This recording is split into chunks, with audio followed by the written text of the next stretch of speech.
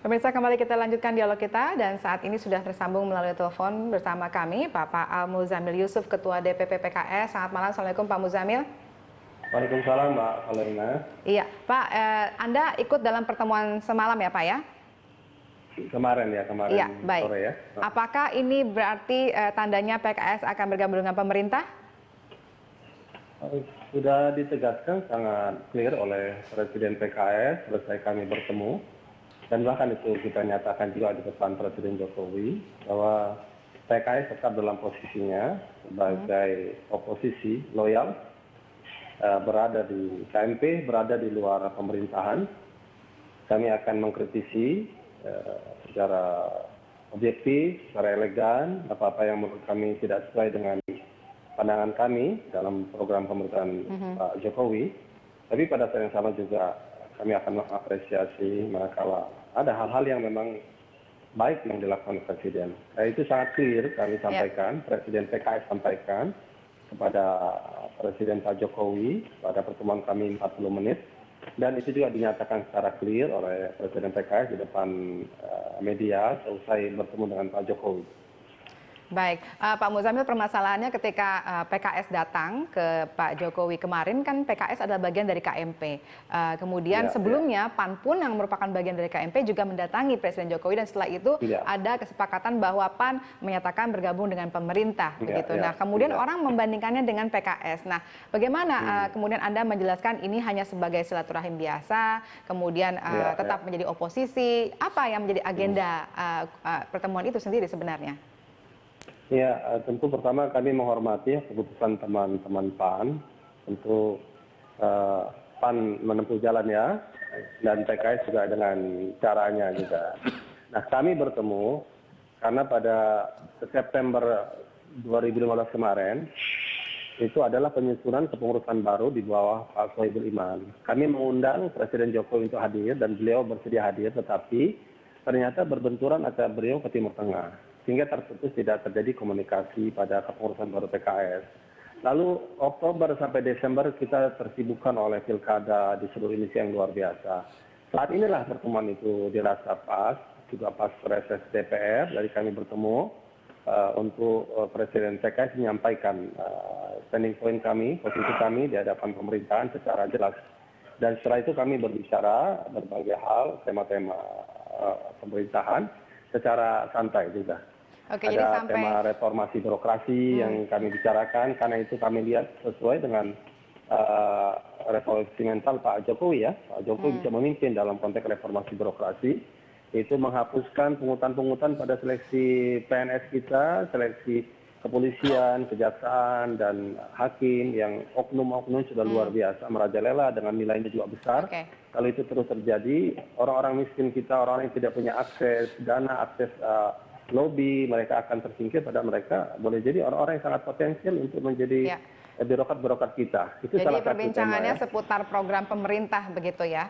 Dan ini tetap Anda menegaskan bahwa PKS masih dalam KMP begitu. Iya, betul ketika misalnya bertemu kemarin, apakah ada komunikasi juga dengan pihak KMP bahwa PKS akan bertemu dengan Presiden Jokowi, kemudian apakah ada reaksi dari mereka yang mungkin memberatkan ataupun mendukung justru pertemuan ini? Iya. Setahu kami, teman-teman KMP juga semua bebas untuk berdialog ya dengan Presiden Jokowi sesuai dengan program partai masing-masing, silakan.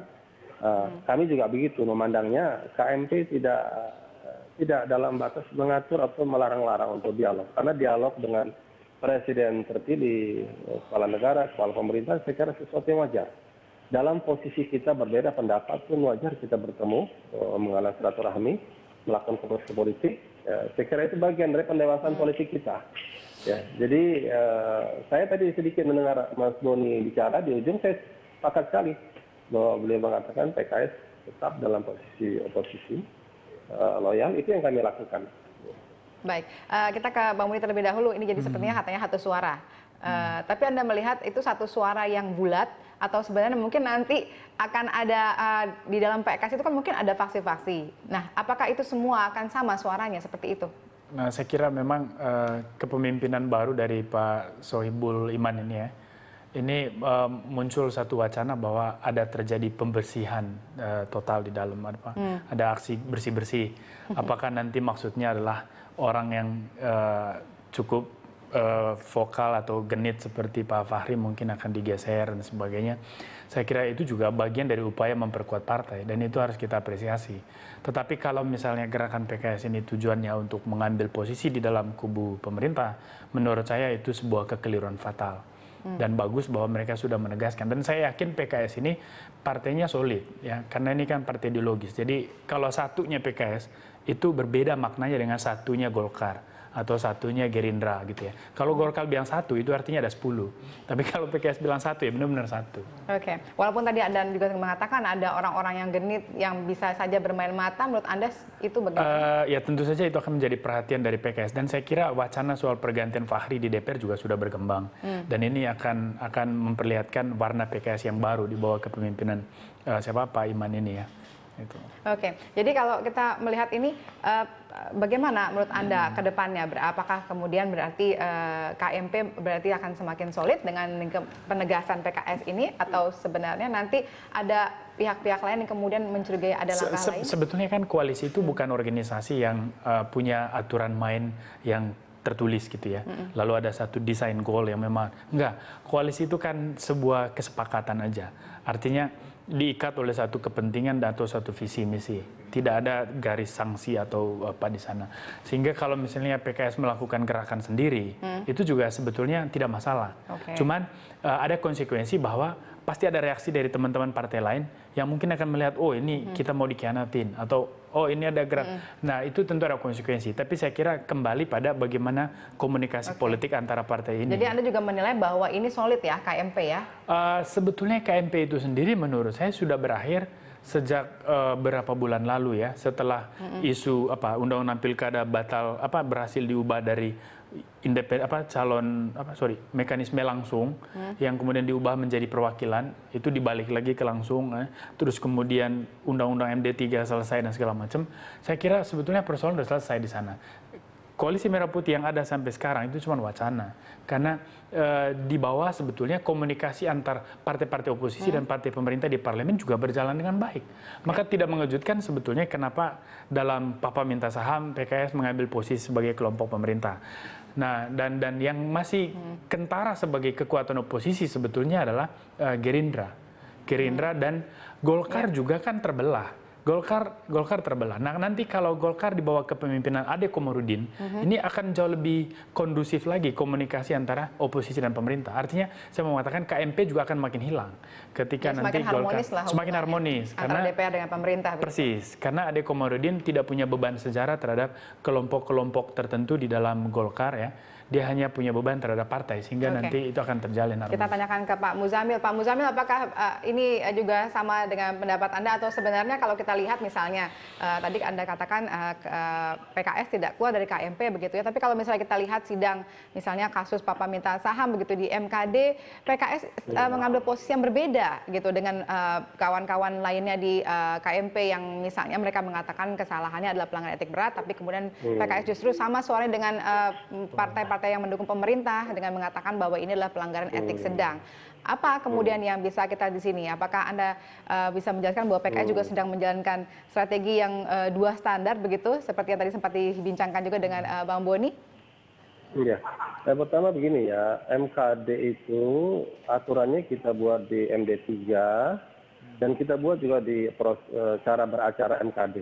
Yang membuat itu kita semua, fraksi-fraksi. Artinya kita dengan sadar bahwa menyatakan kemungkinan terjadinya pelanggaran etik itu sangat dimungkinkan dan kita mengaturnya. Untuk apa? Agar MKD menegakkan etika dan disitulah kita menjaga marwah DPR yang anggotanya sangat banyak, 560 orang. Ketika MKD bersidang dengan cara profesional, terbuka, transparan, adil untuk lapor maupun yang bisa dilapor, saya kira disitulah kita menjaga marwah DPR. Nah, kami PKS mengartikan koalisi Merah Putih. Nah, ini Merah Putih ini kita gunakan lambang bendera kita ini.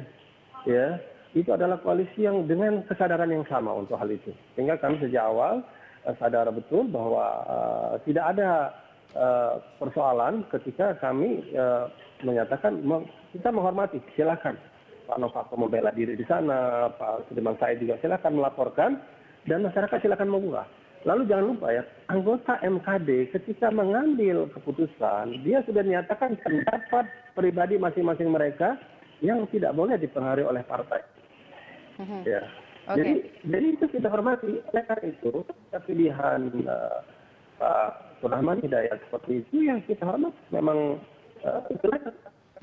Ya, mungkin Anda bisa mengatakan itu karena tidak ada dalam lingkaran itu gitu ya. Tapi kalau kita misalnya lihat kemarin teman-teman dari Partai Golkar, dari Gerindra, bahkan Pak Wakil dari PKS pun di DPR misalnya Fahri Hamzah juga mendukung Setia Novanto. Nah kemudian orang melihatnya ini seperti ada dua standar yang dijalankan oleh PKS. Nah dan itu pun juga orang juga mengenal bahwa PKS pernah dulu mungkin Pak Muzamil pernah mendengar disebut sebagai seorang anak nakal gitu dalam tanda kutip.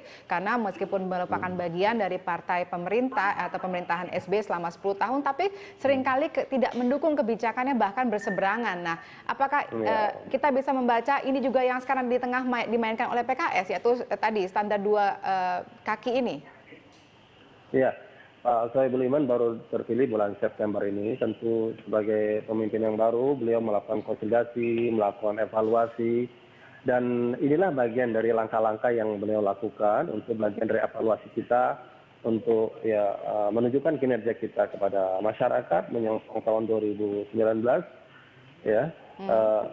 Dengan gaya seperti ini kalau Anda tadi mengatakan kepada periode-periode yang lalu, tentu setiap kepemimpinan punya gayanya, punya caranya, dan kalau ada sikap-sikap yang berbeda harus Anda lihat pernyataan presiden partai itulah sikap partai.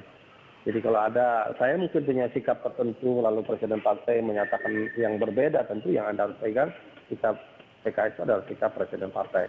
Saya kira itulah jalur ini, ketertiban organisasi kita ya. Jadi ini yang dilakukan presiden PKS sekarang, ya harus dibaca sebagai sikap PKS saat ini.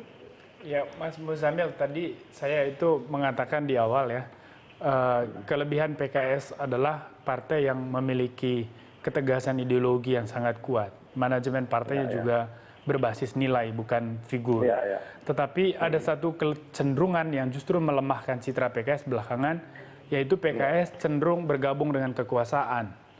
Dan dalam kondisi itu, politik dua kaki pasti jalan. Dan yang paling berjasa dalam mentradisikan politik dua kaki memang Demokrat dan Golkar.